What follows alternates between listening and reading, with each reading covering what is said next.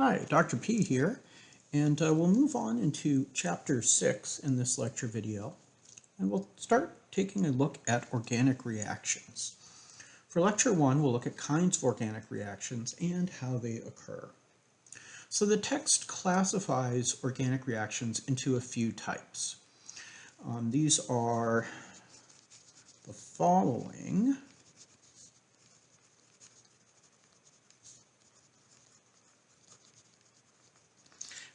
These are kind of broad types. So we have addition reactions, elimination reactions,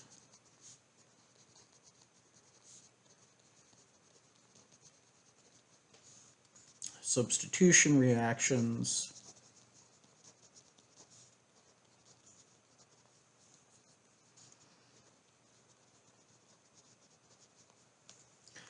and then rearrangement reactions.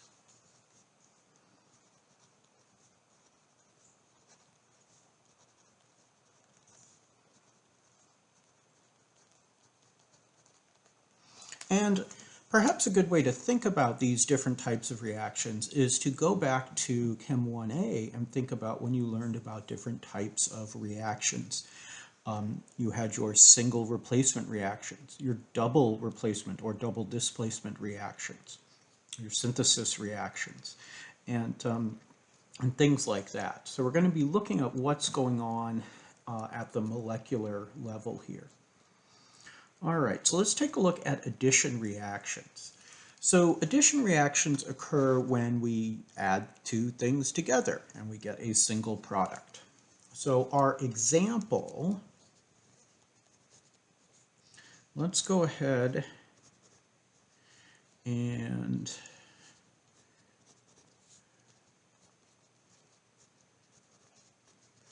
have ethylene here. And we'll react this with, we'll go ahead and maybe use red to indicate my reaction here. And I'm going to draw a single direction reaction arrow, which means that it's functionally irreversible. All reactions are reversible and they have an equilibrium. However, some reactions, the equilibrium constant is so large that they really aren't reversible. For example, if you put hydrogen and oxygen together and you give it a spark, they will ignite and form water and release a lot of energy, and your water will just sit there. It's not going to go back into hydrogen and oxygen unless you actually put the energy back into the system. So sometimes I do get maybe a little, I don't know if I'd say sloppy with my arrows, but you know, a single arrow like this indicates that our process is going to completion. Let's put it that way. So in this case, what we end up with is the following. Oops, let's get my red pen here.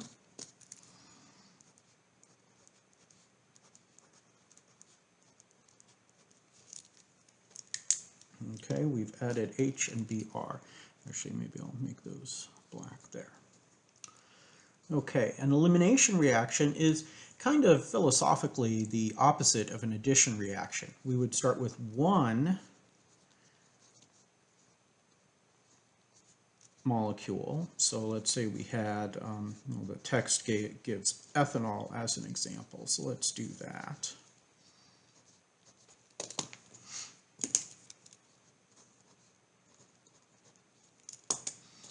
And we'll go ahead now and use an acid catalyst. So I'll just write H plus cat. Sometimes you don't even need to write the cat there. You could just write H plus above that equilibrium arrow. This really is an equilibrium reaction. Depending on your conditions, you can favor the product or the reactant. Anyway, what we'll end up getting is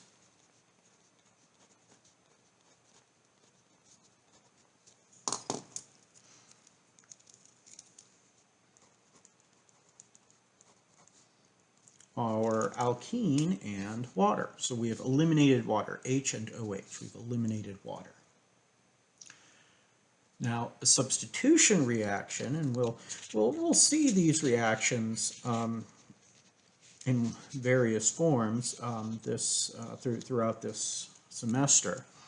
Substitution reaction could be something like, well, we'll go ahead. I'll use the example that's in the text. I'm doing that because they're actually pretty good examples.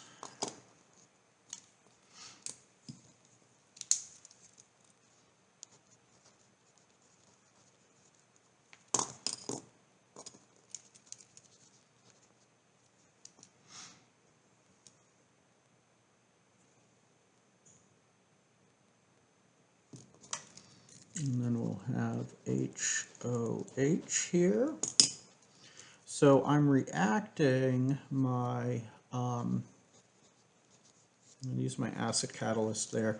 I'm reacting my ester with water. And what I end up getting is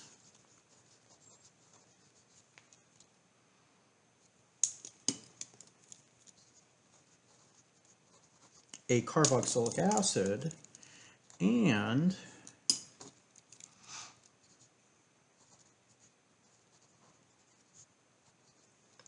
methanol. So I try to color code some of these atoms so you can see where they come from. So my water, one hydrogen, one proton from the water ends up in the methanol. The OCH3 from my ester ends up in the methanol, and then the OH part of the water ends up in the carboxylic acid. So I have substituted OH for OCH3. So that's my substitution reaction. Now, rearrangement reactions, I was actually looking for some different examples, but I'll just go ahead and do the one that is in the text here. So rearrangement reactions, and let's go ahead and do H, H, H, H, O, P, O3, 2 minus, and I'm going to have an OH there, and an O there.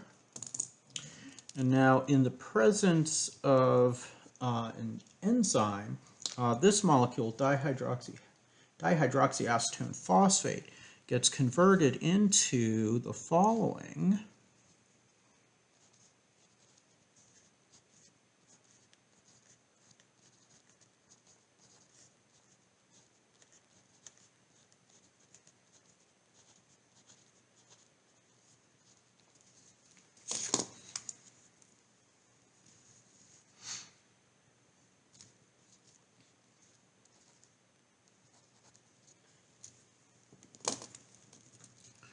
That should be in blue there. Sorry about that.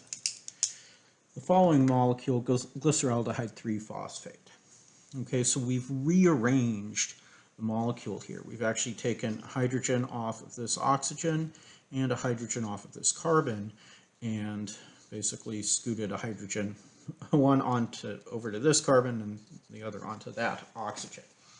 It kind of looks like we've swapped the OH and the C double bond O, or H and sorry, the H and OH with the C double bond O. But rearrangements can be a little bit tricky. So these are 4 general classes of chemical, of organic reactions, I should say. And there actually are some slight variations of these that we'll see in 12B, but for the most part in 12A, we'll start off looking at addition reactions, then we'll look at elimination reactions, and then we'll look at substitution reactions.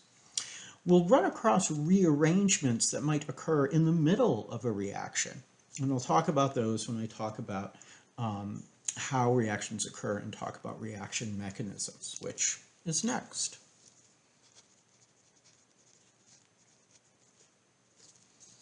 Okay, so let's take a look then at reactions and how they occur.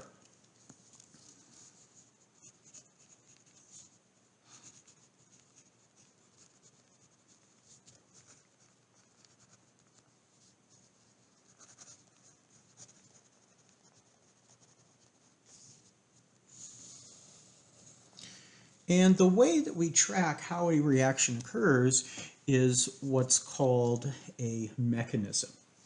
And a mechanism is a step-by-step description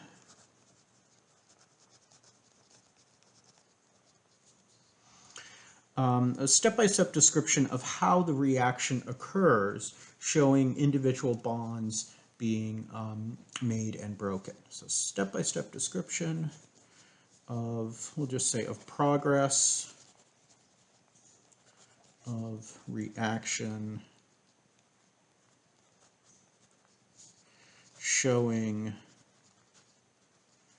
bonds being made/broken. And the way that we'll depict how these mechanisms occur, the way that we'll show how these mechanisms occur is using curved arrow notation, which I'll talk in more detail about later.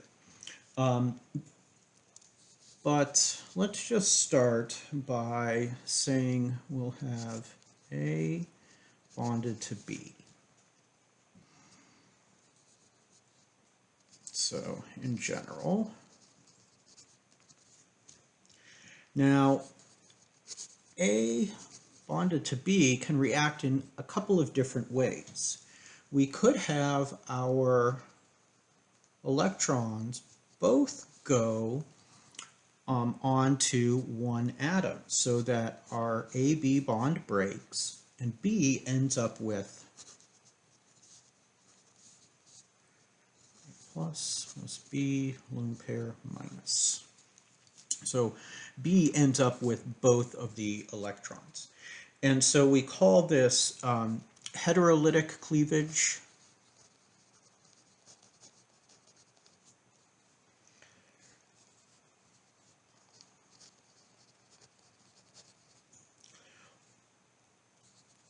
Or unsymmetrical bond breaking.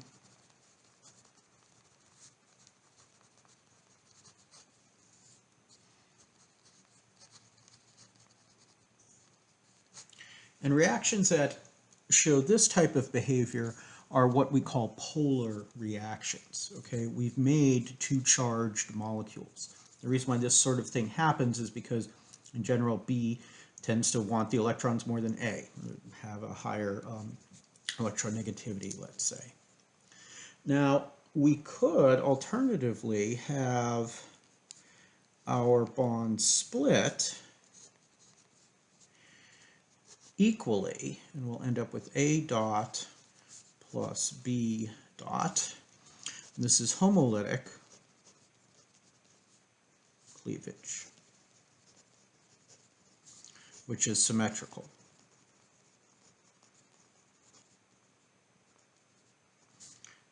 And because the products we get involve unpaired electrons, we call these radical reactions.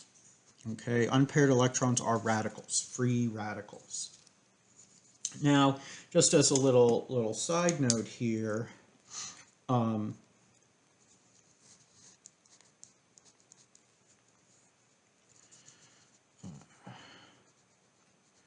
two electrons, one electron. All right. So just as a little side note, and I'll talk more about this in a lecture or two, a curved arrow with a full arrowhead at the end represents two electrons. So you can see up here my curved arrow represents, it's saying that the electrons in this bond, those shared electrons, are being moved over, smushed over maybe, I don't know, moved over onto the atom B, whatever B is. Okay. Now, if I have a fishhook type arrow, that indicates only one electron. So here in my homolytic cleavage, I have this pair of shared electrons, the bond, breaking equally. So one electron goes on to A and one goes on to B, and I'm left with my two radicals. Now we'll see that these work in essentially in reverse. So this is in general for bond breaking. Maybe in general, we'll say for bond breaking.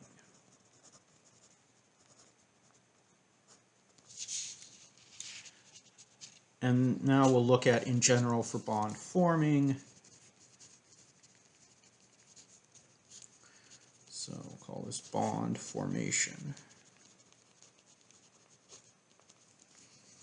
We would have, let's say, A plus and B minus, which has a lone pair.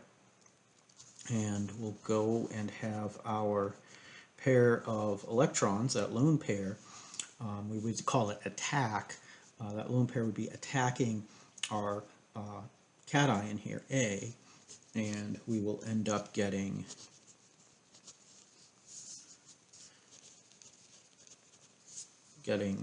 that. So this is a polar addition. And then instead, if we have A dot and B dot, we could have one go like that and the other go like that. And with these half arrows, the fishhook arrows, we kind of draw them going to a space in between where the new bond will form. And we'll end up with AB, and that's our radical addition there. So we will look at radical reactions some, but not as much as we will look at polar reactions. All right, so hopefully that's a good start to looking at the types of reactions and just in general what a mechanism involves. So we're going to track how bonds are broken and how bonds are formed. We'll do that one step at a time. All right, until next time, stay safe out there. Bye now.